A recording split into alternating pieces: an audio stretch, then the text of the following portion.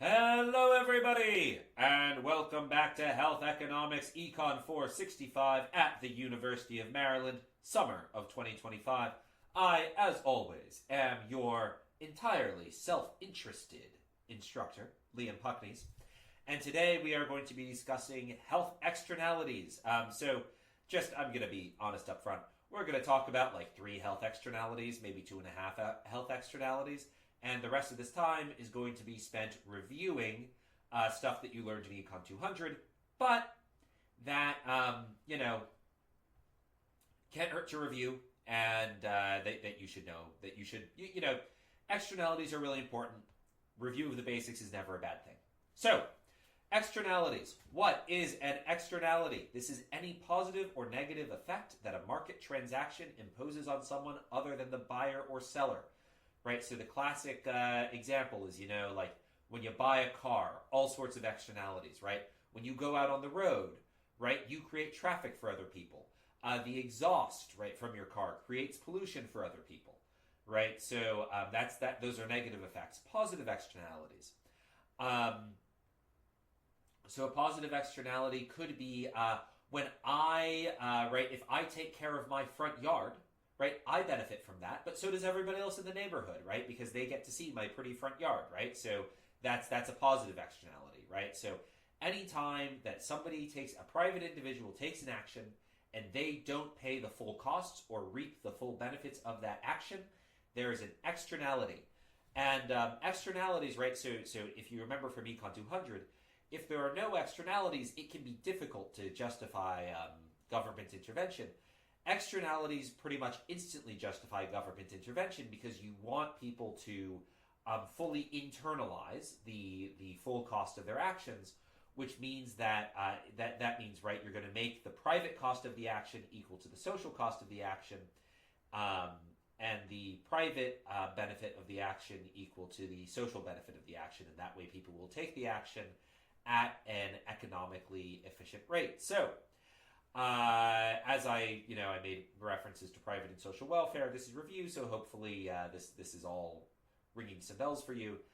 Private welfare, that's the utility level of an individual. Social welfare is the sum of all utility levels of all individuals. Social surplus is the difference between the social benefit and social cost of production and consumption in a market.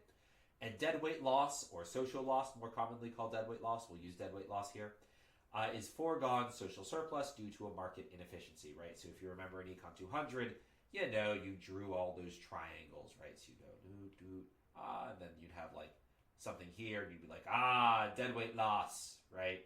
Bad deadweight loss, right? So hopefully that's ringing some bells. All right, what are some examples of externalities in the healthcare space in particular?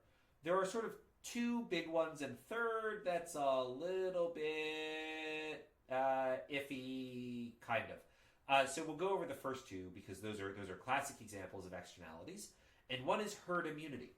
So this is an externality when you get vaccinated, right? You become resistant to the disease, which means I'm less likely to catch the disease from you. And once enough people have gotten vaccinated against the disease or have gotten the disease and can no longer spread it, something called herd immunity develops, which is even if I'm not vaccinated, because nobody around me can get the disease, I can't get the disease either because everybody I talk to is already immune to it, so they can't spread it to me. And so that's a classic externality from vaccines, right? Another really classic externality in healthcare is antibiotic resistance. So bacteria, this is really important to know about, but bacteria become immune or resistant to antibiotics over time due to generations of bacterial adaptation. So let's say penicillin, for instance, kills 99.9% of all bacteria when you take it, right? Well, that 0.01% is left, and that's going to reproduce. And so, the next generation of bacteria is small, but they're all resistant to penicillin. And, 30 generations of bacteria later, they've recolonized your body, and now they're all immune to penicillin.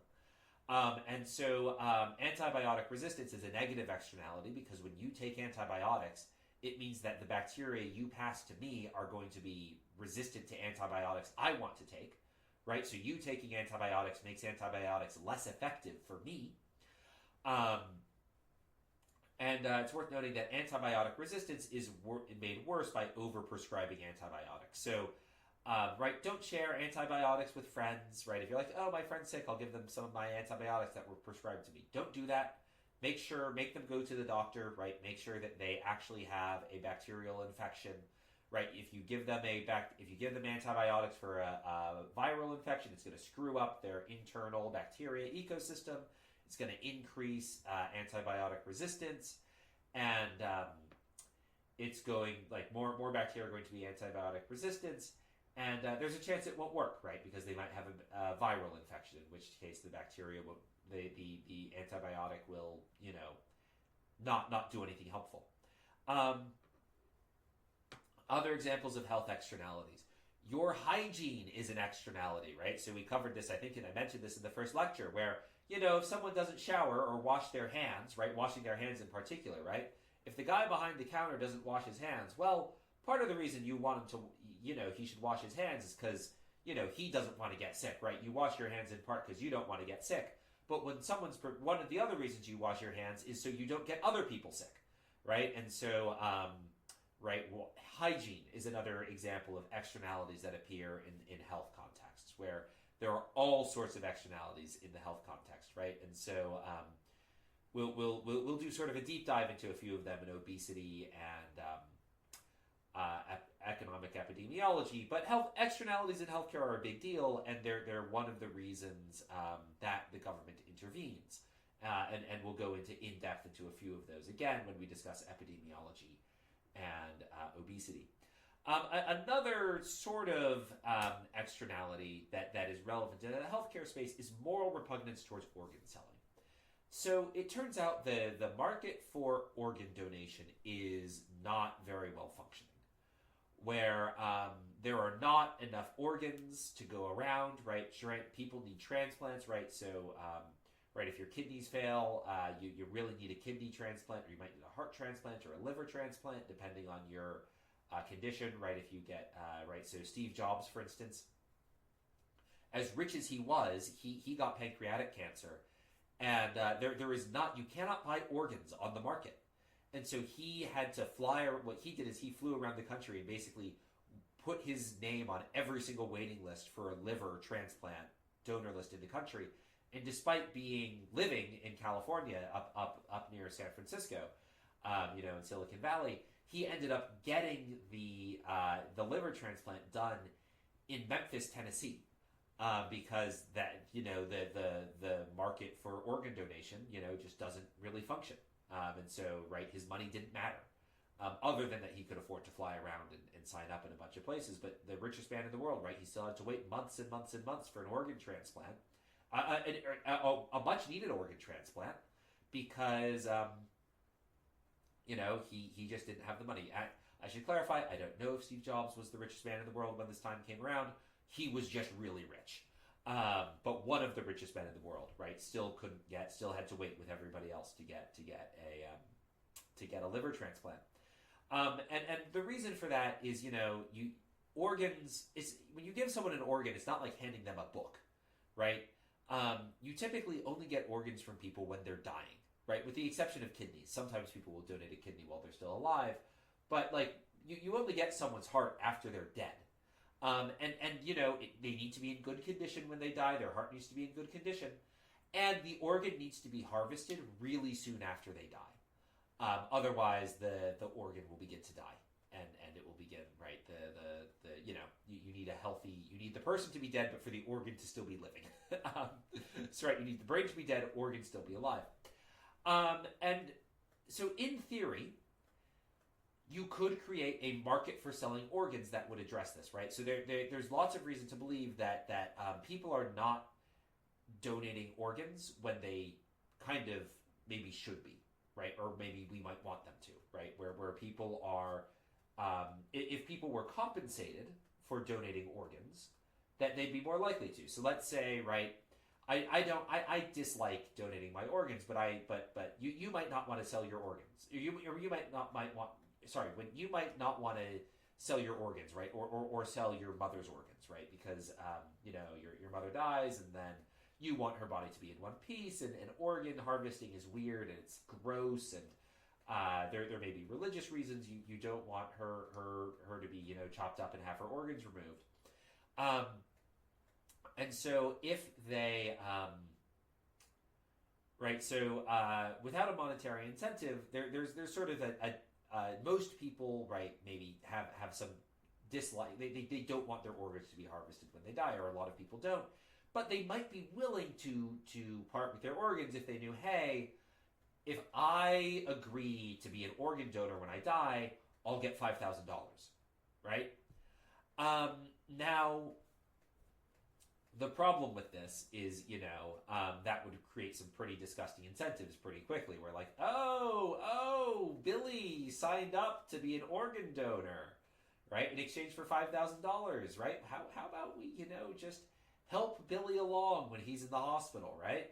And also, if you have a market for organ donors, right, you have sort of a morally disgusting situation where the rich are going to get these organs much more quickly than the poor will, and I mean some of that is already going to happen today, right? We've already covered in the beverage system how rich, educated people are able to get better healthcare even when it's free. But there are degrees to these things. So right, even if the rich are receiving better care now, having a market for organ donations would really exacerbate that, right? And a lot of people, when it comes, just have a moral intuition that says selling organs is a disgusting thing to do. It is wrong, and so as a result of that moral intuition, organ selling is banned pretty much everywhere. I believe you can sell a kidney in Iran. You could as of 2008. I'm not sure if you can today. But pretty much in every country in the world, selling your organs is banned, and that's because people are so disgusted by the idea of selling an organ, or other people selling organs. And so you can think of moral repugnance towards organ selling as a form of externality, where like you might be okay with selling me your kidney, I might be okay with buying your kidney, but most people are so disgusted with that transaction, the idea of giving money in exchange for organs, that it is banned in practice. So how can we address externalities, right? So there are two main solutions to addressing externalities, and by two, I really mean one, because one is basically entirely theoretical. The first is a Pigouvian tax or subsidy, and that's a tax or a subsidy designed to set the private cost or benefit of an action equal to the social cost of benefit, the social cost or benefit. This is going to internalize the externality, and this was a major theme in Econ 200 if you took that course, which I think you all should have. You tax the negative externality to raise the private cost, or you subsidize the positive externality to raise the private benefit, right? Or lower the private cost, right? They're the same thing in Econ 200 world. And then the second way to address externalities is the Coase theorem, which says people can negotiate to end externalities just among themselves, right? We can internalize the cost of externalities as long as transaction and bargaining costs are low and property rights are well defined and nobody cheats. And in practice, this has never happened ever in the history of the world once. That's an exaggeration. I'm sure it has happened in the history of the world once. I can actually give an example of where it's happened, actually, where some tech companies have innovation sharing agreements, because innovation is a classic thing where if you innovate, I can work off of your innovation and benefit from your innovation. And so innovation is a classic thing where there are positive externalities to innovation. And so there are actually tech companies that have set up ways to compensate each other for innovation going on in other, Amazon finds a way to compensate Google for Google innovation, for instance. And that actually does happen to a certain extent. But I've never heard of the Coase theorem applying anywhere outside of tech companies. And the Coase theorem is almost entirely theoretical, to the point where we are never going to speak of it again in this course, because I think it is so ridiculous in most circumstances. Really hardcore free market people love the Coase theorem, and I'm to be fair, I'm a pretty pro free market guy. But the Coase theorem is just ridiculous. That goes way too far.